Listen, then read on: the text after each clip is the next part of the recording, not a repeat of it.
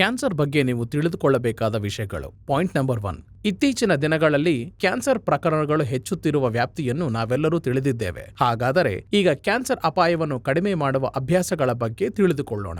ವಿಶೇಷವಾಗಿ ವಾರಕ್ಕೆ 2-3 ಕಪ್ ತರಕಾರಿಗಳು ಮತ್ತು 2 ಹಣ್ಣುಗಳನ್ನು ತಿನ್ನುವವರು ಕ್ಯಾನ್ಸರ್ ಅಪಾಯವನ್ನು ಕಡಿಮೆ ಮಾಡಬಹುದು. ಏಕೆಂದರೆ ಅವುಗಳಲ್ಲಿರುವ ಆಂಟಿ ಆಕ್ಸಿಡೆಂಟ್ಸ್ ಕ್ಯಾನ್ಸರ್ ಕೋಶಗಳನ್ನು ನಾಶ ಮಾಡುತ್ತವೆ. ರಾಗಿ, ಸಜ್ಜೆ, ಕಿನೋವಾ, ಓಟ್ಸ್, ಬಾರ್ಲಿಯಂತಹ ಮಿಲೆಟ್ಸ್ ಕ್ಯಾನ್ಸರ್ ಅಪಾಯವನ್ನು ಕಡಿಮೆ ಮಾಡಬಹುದು. ಫೈಬರ್ ರಿಚ್ ಫುಡ್ಸ್ ಸೇವಿಸುವುದರಿಂದ ಕ್ಯಾನ್ಸರ್ ಅಪಾಯವು ಕಡಿಮೆ ಆಗುತ್ತದೆ. ಶುಗರ್ ಅವಾಯ್ಡ್ ಮಾಡುವುದರಿಂದ ಕ್ಯಾನ್ಸರ್ ಅಪಾಯವು ಕಡಿಮೆ ಆಗುತ್ತದೆ. ರೆಡ್ ಮೀಟ್ ಮತ್ತು ಪ್ರಾಸೆಸ್ ಮೀಟ್ಗೆ ದೂರವಿರುವುದರಿಂದ ಕ್ಯಾನ್ಸರ್ ರಿಸ್ಕ್ ಕಡಿಮೆಯಾಗುತ್ತದೆ.